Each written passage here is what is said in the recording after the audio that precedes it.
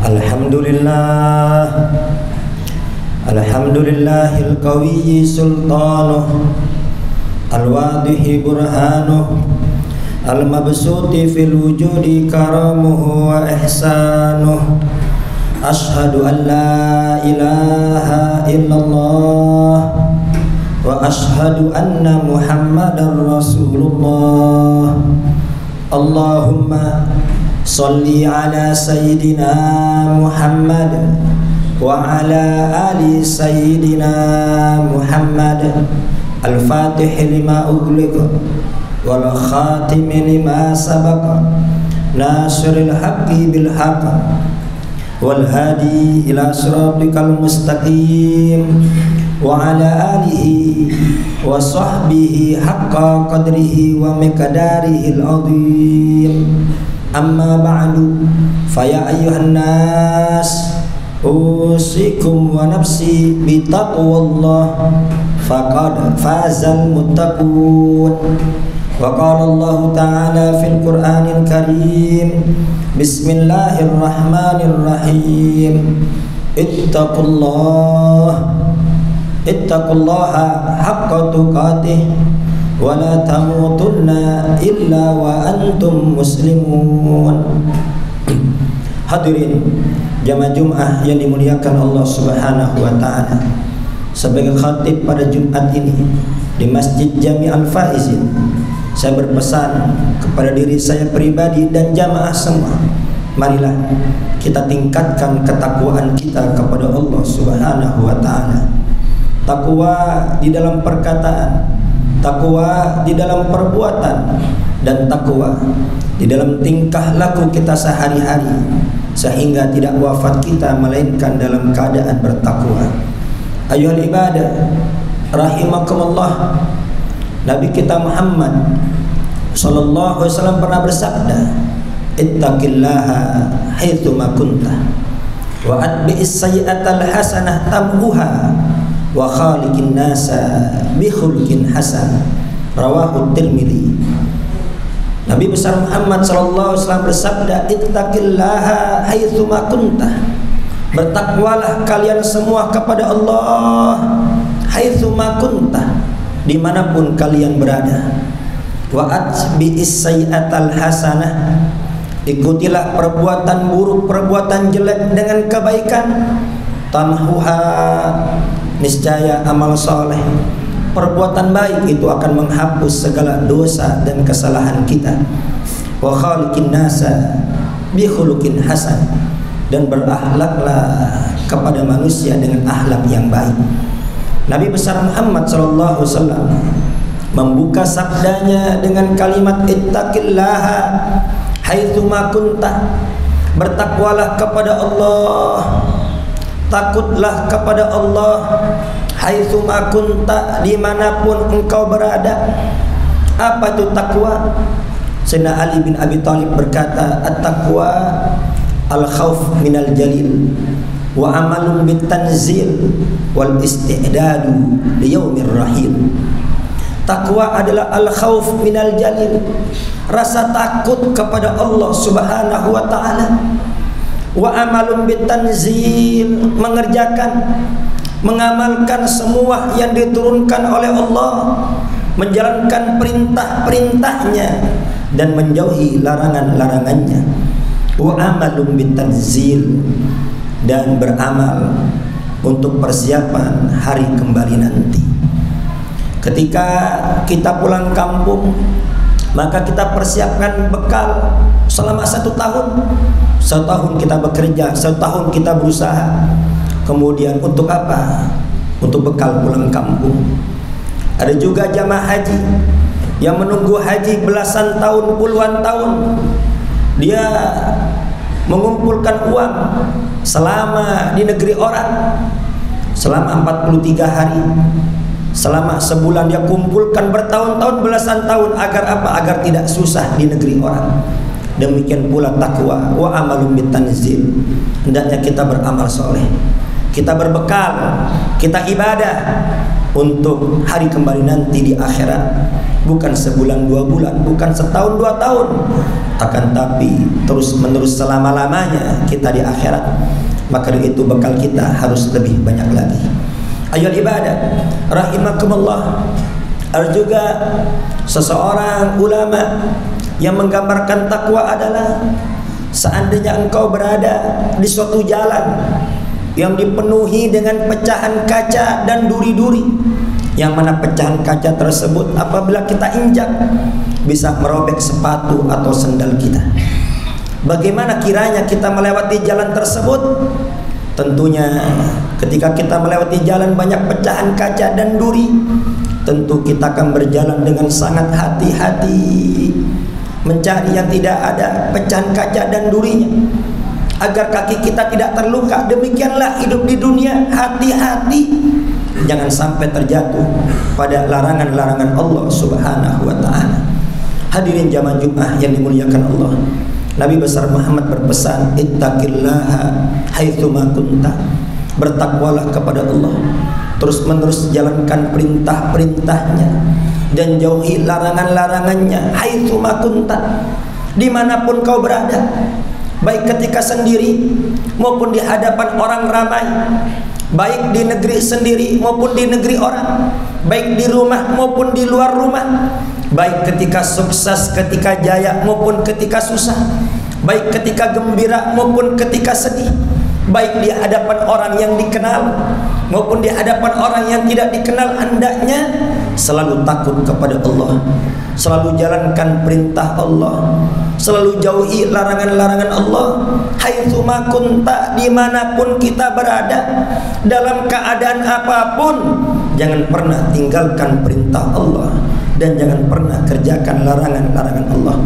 Karena ada orang yang takut kepada Allah apabila di hadapan orang ramai dia sholat apabila ada yang melihat, namun apabila sendiri tidak ada yang melihat, dia tidak sholat. Dia berani mengerjakan hal-hal yang dilarang oleh Allah. Dia jujur apabila di hadapan orang ada yang melihat, ada kamera, dia jujur. Namun dia khianat apabila tidak ada kamera dan tidak ada yang menyaksikan. Ketahuilah, meskipun manusia tidak mengetahui, meskipun manusia tidak melihat, tapi Allah zat yang selalu melihat dan mengetahui gerak-gerik kita. Maka itu Nabi besar Muhammad berpesan, takutlah kepada Allah dimanapun engkau berada. Akan tapi sesoleh apapun seseorang, sebanyak apapun ibadah seseorang, selama dia manusia biasa, bukan Nabi dan Rasul, pasti tidak luput dari salah dan dosa. Maka dari itu berusahalah sekuat tenaga jauhi larangan-larangan Allah.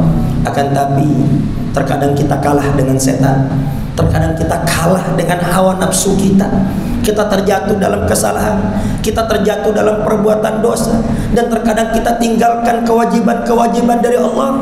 Maka ketika kita terjatuh dalam kesalahan, jangan terus-menerus berbuat salah dan dosa. Jangan terus-menerus putus asa. Sudah, aku banyak dosa, percuma aku taat, percuma aku ke masjid, percuma aku sholat, aku sudah banyak dosa. Jangan. Nabi besar Muhammad berpesan, wa'at bi'is sayyi'atal hasanah tampuha. Apabila kita terjatuh dalam kesalahan, bergegas beramal soleh, bergegas ibadah, bergegas isi hari-hari kita dengan ketaatan. Bisa dengan sholat, bisa dengan puasa, bisa dengan baca Quran, bisa dengan istighfar, bisa dengan sholawat. Tampuha, niscaya semua itu dapat menghapus dosa-dosa dan kesalahan kita.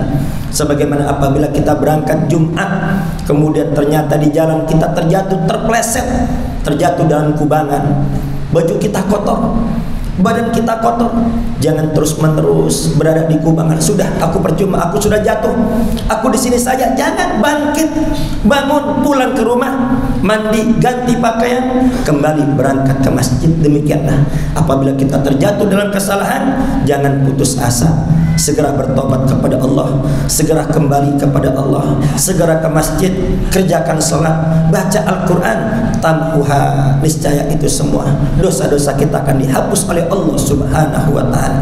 Sebesar apapun dosa kita, ketahuilah ampunan Allah jauh lebih besar. Sebanyak apapun maksiat kita, ketahuilah rahmat Allah lebih banyak. Hanya manusia yang bodoh saja yang tidak mau memaafkan kesalahannya, padahal dia punya Allah Ghafurur Rahim, Zat yang Maha Pengampun lagi Maha Penyayang.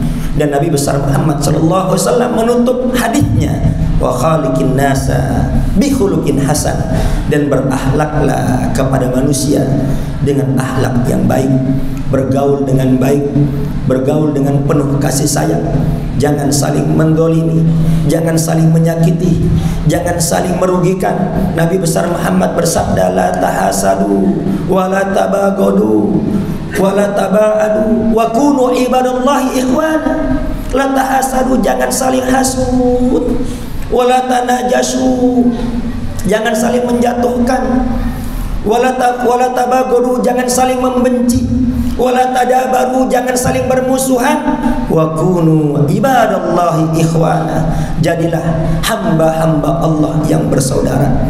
Persaudaraan muslim ini lintas suku, bahkan lintas negara. Apapun sukunya, apapun negaranya, apapun bahasanya, apapun warna kulitnya, selama dia muslim, dia adalah saudara kita. Bahkan persaudaraan Islam melebihi persaudaraan sedarah. Apabila sekeluarga ada yang non muslim, ada yang tidak beriman, berarti dia bukan saudara kita, bukan saudara semuslim. Namun meskipun dia tidak sekandung dengan kita, tapi dia muslim, dia adalah saudara kita. Jadi persaudaraan muslim lebih kuat dibanding persaudaraan sedarah. Maka dari itu ayo ibadah rahimakumullah, jangan pernah kita saling menghasut, jangan pernah kita saling membenci, jangan pernah kita saling bermusuhan, jangan pernah kita hanya dikarenakan lain suku, hanya dikarenakan lain organisasi, hanya dikarenakan lain bendera, lain seragam, kemudian kita saling menjatuhkan, kemudian kita saling membenci. Ketahuilah Nabi besar Muhammad mengancam, laisa minna man da'a ila asabiyah, bukan golongan kami orang yang fanatik pada kesukuan, fanatik pada organisasi. Jadi jangan pernah kita mau diajak untuk kembali ke jahiliyah, diajak menjadi bodoh, diajak kepada masa-masa kelam. Ikutilah petunjuk Nabi besar Muhammad sallallahu alaihi wasallam bahwasanya kita semua bersaudara. Karena saat ini ada upaya yang sangat sistematis dibagi-bagi. Ada ulama Nusantara, ada ulama Yaman, ada ulama Indonesia, ada ulama luar Indonesia. Hati-hati, ulama semua adalah ahli waris Nabi besar Muhammad sallallahu alaihi wasallam. Itu semua adalah anjuran bodoh, anjuran jahiliyah, dan jangan mau kita diajak untuk jahiliyah. Ayo ibadah rahimakumullah, semua perintah Allah, baik itu sholat, baik itu puasa, baik itu sedekah, baik itu haji, tujuannya apa? Agar akhlak kita bagus. Maka barang siapa yang sholatnya rajin, yang puasanya rajin, akan tapi tetap bermusuhan dengan saudaranya, putus tali silaturahim dengan tetangganya, berada di sini masalah dengan orang, ada di sini masalah dengan orang, pasti ada yang tidak beres dengan sholatnya, pasti ada yang tidak beres dengan puasanya. Apabila sholatnya beres, apabila sholatnya betul, pasti akhlaknya bagus. Dia akan berat untuk bermusuhan dengan orang, dia akan berat untuk menyakiti orang. Kenapa? Karena dampak sholat, dampak puasa, dampak haji, semua agar akhlak kita bagus, semakin bersaudara dengan sesama muslim. Ayo ibadah rahimakumullah. Kesimpulan dari hadis ini, yang pertama adalah hablum minallah. Hak Allah adalah ittaqillaha haitsuma kunta. Dimanapun kita berada, hendaknya kita selalu takut kepada Allah, selalu taat kepada Allah, selalu menjauhi larangan-larangan Allah. Dan yang kedua, hakun nafsi, hak diri kita. Berusaha sejauh mungkin menjauhi dosa, namun terkadang kita kalah dengan hawa nafsu, kita terjatuh ke dalam perbuatan dosa. Segeralah bertobat, segera isi dengan kebaikan-kebaikan, niscaya amal soleh tersebut akan menghapus dosa-dosa. Dan yang terakhir adalah hablum minan nas, hak sesama manusia, hendaknya kita bergaul dengan akhlak yang bagus. Barang siapa yang menjalankan 3 hak ini, hakullah, hakun nafsi, dan hak sesama manusia, insya Allah dia selamat di dunia, selamat di akhirat, bahagia di dunia, bahagia di akhirat. Amin, Allahumma amin. Bismillahirrahmanirrahim. Wal asr.